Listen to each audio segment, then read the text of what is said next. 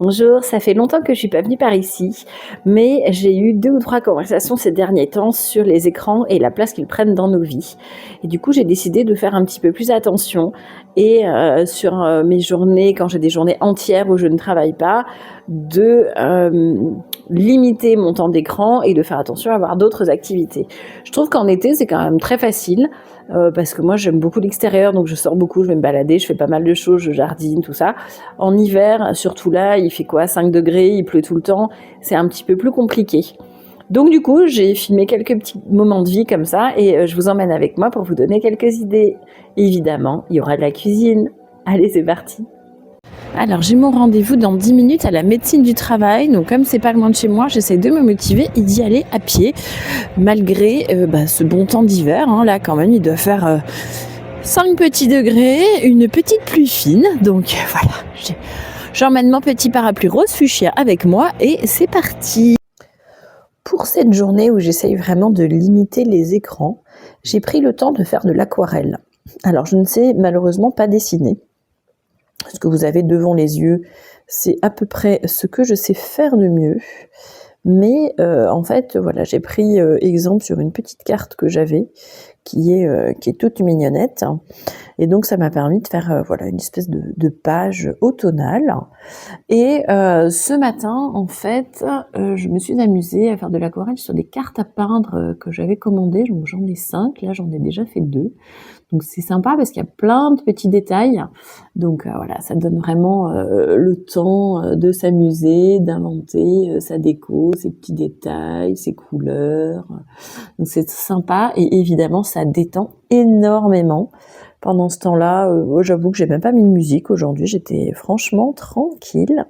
Et voilà, là j'ai fini mon aquarelle pour aujourd'hui et je vais faire un petit gâteau. Dans les occupations traditionnelles, quand je veux faire autre chose que d'être rivée sur un écran, évidemment, je cuisine.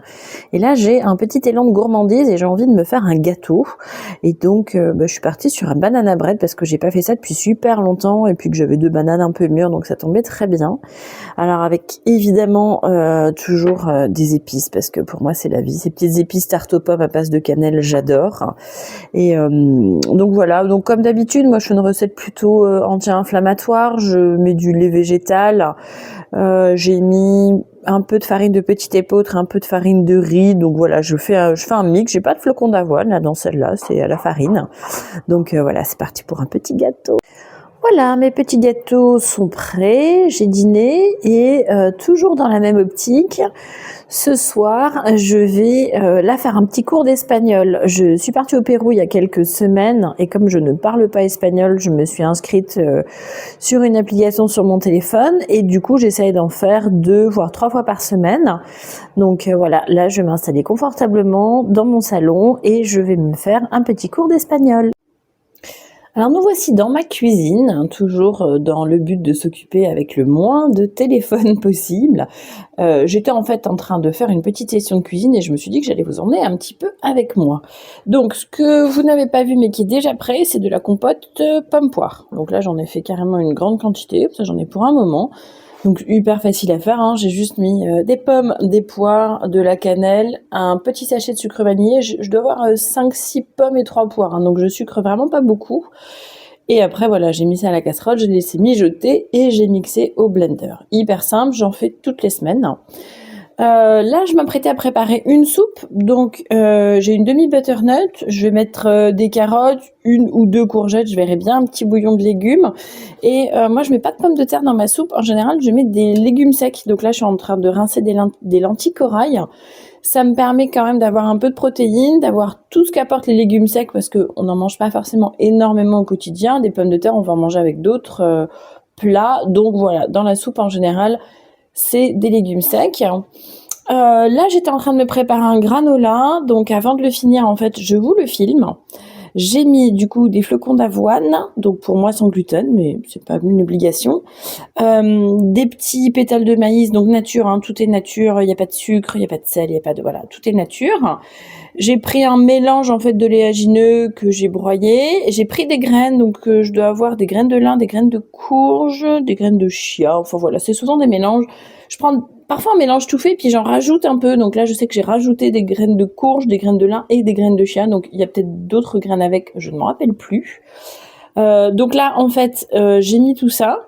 J'ai mis un tout petit peu de miel liquide que j'ai badigeonné dessus. Et puis là, voilà, je vais finir avec de l'huile de coco que j'ai fait fondre. Et ensuite, je vais mélanger tout ça et je vais mettre à peu près un quart d'heure au four. Et ça va me faire un granola maison très bon et crunchy, comme j'aime bien.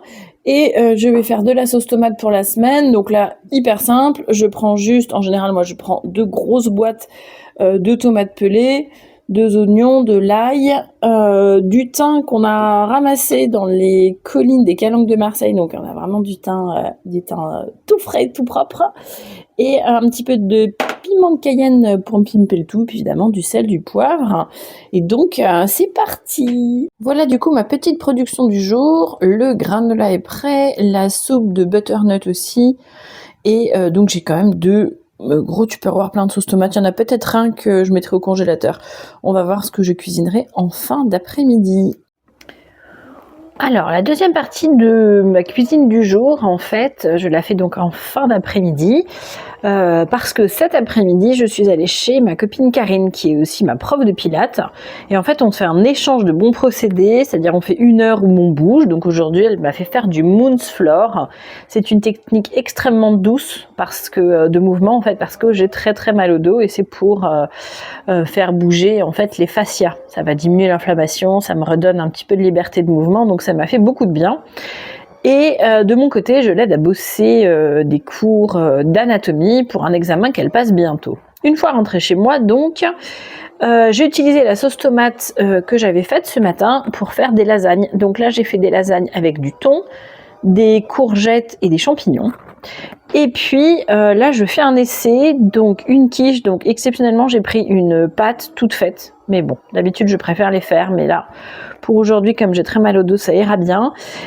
J'ai coupé du coup mon potiron en petites lanières que j'ai fait fondre doucement au four pendant peut-être 20 minutes, quelque chose comme ça, avec juste un filet d'huile d'olive et un filet de miel, parce que j'avais envie d'un goût un petit peu sucré. Les champignons, je les ai fait à la poêle et j'ai salé ça avec du gomasio. Et là, en fait, je vais simplement verser dessus ma préparation. Donc, rien d'extraordinaire, hein. Dans mon appareil, il y a 3 œufs, du fromage blanc, parce que ça me permet d'avoir quand même un appareil bien protéiné, et du lait végétal, et voilà, du sel, du poivre, et c'est tout. Et je vais rajouter un tout petit peu de gruyère râpée et passer ça au four. Et je pense qu'on devrait se régaler. Et donc là, la tarte, soit on la mangera avec la soupe que j'ai préparée, soit avec une petite salade d'endives. Voilà, j'espère que ces petites idées vous ont plu. La tarte est en train de finir de cuire et moi je vais, comme l'autre jour, faire un petit peu d'espagnol avant que mon chéri rentre du boulot. Bisous!